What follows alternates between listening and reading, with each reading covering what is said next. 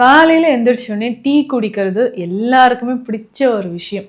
அந்த டீயை ஹெர்பல் டீயை, அதாவது மூலிகைகள் நிறைந்த ஒரு டீ மாதிரி குடித்தோம்னா இன்னும் நமக்கு ஆரோக்கிய பலன்கள் அதிகமாக கிடைக்கும்.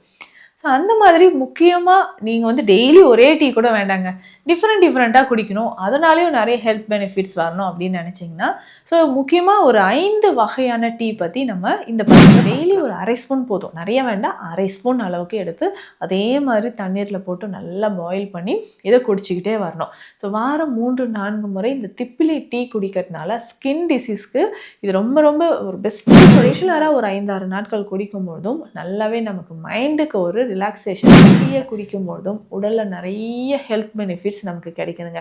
பொதுவாக நம்ம பால் நல்லா சுண்டா காய்ச்சி அதில் டீ பவுடர் போட்டு ஏலக்காய் சர்க்கரையெல்லாம் போட்டு குடிக்கிறது தான் டீன்னு கிடையாது.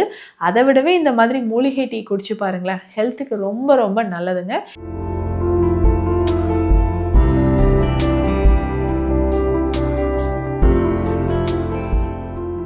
வணக்கம், நான் டாக்டர் நித்யா, சித்தா ஃபிசிஷியன்.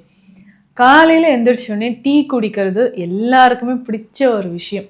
அந்த டீயை ஹெர்பல் டீயை, அதாவது மூலிகைகள் நிறைந்த ஒரு டீ மாதிரி குடித்தோம்னா இன்னும் நமக்கு ஆரோக்கிய பலன்கள் அதிகமாக கிடைக்கும்.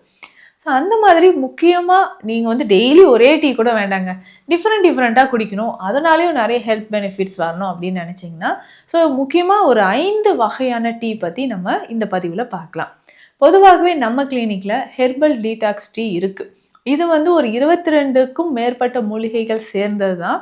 இது சுகர் இருக்கவங்க, இல்லை ஜென்ரலாக பாடியை டீடாக்ஸ் பண்ணணும், இல்லை ஹார்ட் ரிலேட்டடாக ப்ராப்ளம் இருக்குது, எல்லாருமே குழந்தைகள்லேருந்து பெரியவர்கள் வரைக்கும் எல்லாருமே இந்த டீயை பயன்படுத்தலாம்.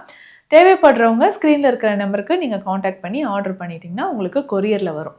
ஸோ இதை தாண்டி வீட்டிலேயே நீங்கள் ரெடி பண்ணக்கூடிய ஒரு 5 முக்கியமான டீ வகைகளை பற்றி இந்த பதிவில் பார்க்கலாம். முதல்ல நெல்லிக்காய் டீ. நெல்லிக்காய் டீ அப்படின்னு சொல்கிறது, காலையில் நான் நெல்லிக்காய் ஜூஸ் குடிக்கிறேங்க அப்படின்னு சொல்வீங்க. நெல்லிக்காய் ஜூஸ் ரொம்ப நல்லது. டீயாக இதை குடிக்கும்பொழுது நம்ம உடலில் என்னென்னா, நிறைய பேருக்கு கோல்டு வர மாதிரி இருக்குது, நெல்லிக்காய் சாறு குடித்தா அப்படின்னு சொன்னீங்கன்னா டீ மாதிரி நீங்கள் தாராளமாக குடிக்கலாங்க. இது எப்படி நெல்லிக்காய் டீ நம்ம குடிக்கலாம்னா, வித்தின் 5 மினிட்ஸில் நம்ம ரெடி பண்ணிக்கலாம்.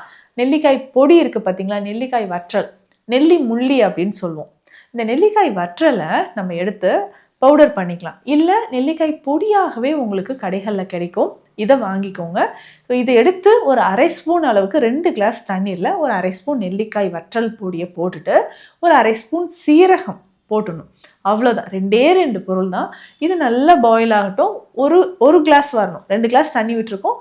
1 கிளாஸ் வந்ததுக்கப்புறம் இதை ஃபில்டர் பண்ணிக்கோங்க, வடிகட்டி கொஞ்சமாக ஒரு 2-3 துளி எலுமிச்சை சாறு, கொஞ்சம் தேன் கலந்து குடிக்கலாம்.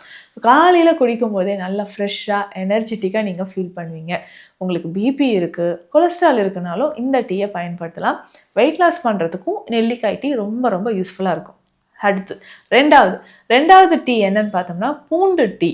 இந்த பூண்டு டீ எப்படிங்க போடுறது? பூண்டு சமையலில் போடுவோம், ஊறுகாயாக நம்ம பயன்படுத்தியிருக்கிறோம், பாலில் கூட வேக வைத்து நம்ம சாப்பிட்ருக்குறோம். டீ எப்படின்னா ரொம்ப சிம்பிளுங்க.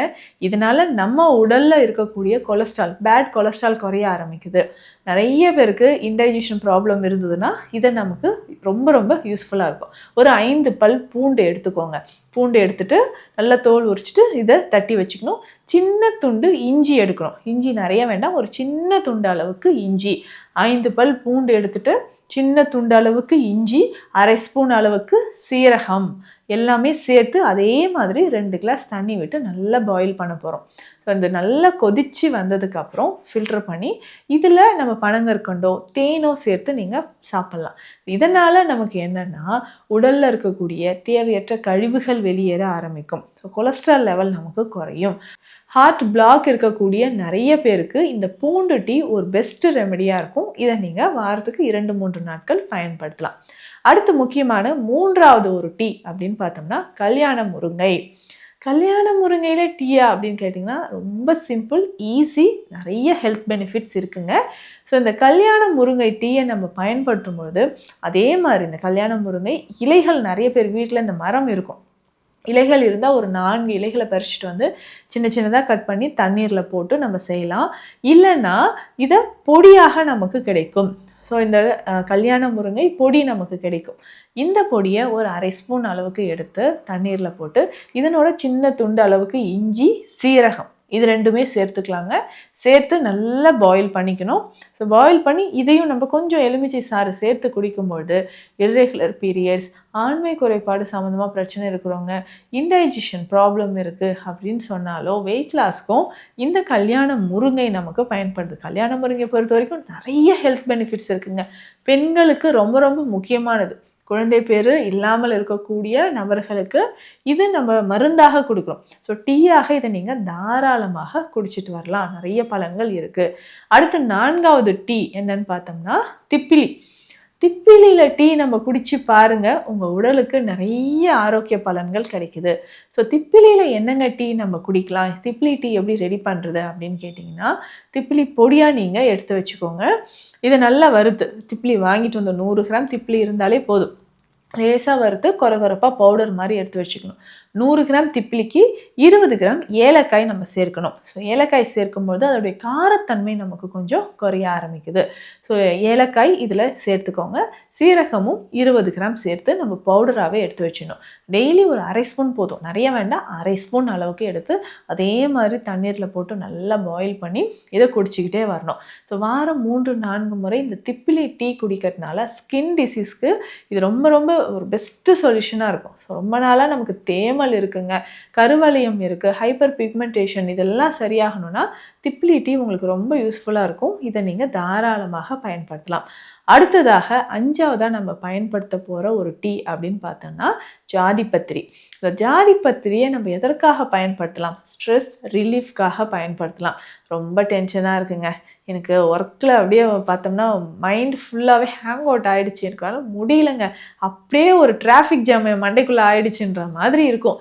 தெரிஞ்ச விஷயமே கூட தப்பாக செய்கிறேன் அப்படின்னு சொல்லுவீங்க. அந்த மாதிரி ரொம்ப ஸ்ட்ரெஸ், டிப்ரெஷனில் இருக்குது, இல்லை நம்ம நைட்டு சரியாக தூங்காமல் இருக்கிறோன்னு வச்சுக்கோங்களேன். அந்த மாதிரி டைம்லலாம் நம்ம இந்த ஜாதிபத்திரியை டீயாக குடிக்கலாம். இல்லை ரெகுலராக ஒரு 5-6 நாட்கள் குடிக்கும்பொழுதும் நல்லாவே நமக்கு மைண்டுக்கு ஒரு ரிலாக்ஸேஷன் கிடைக்குதுங்க.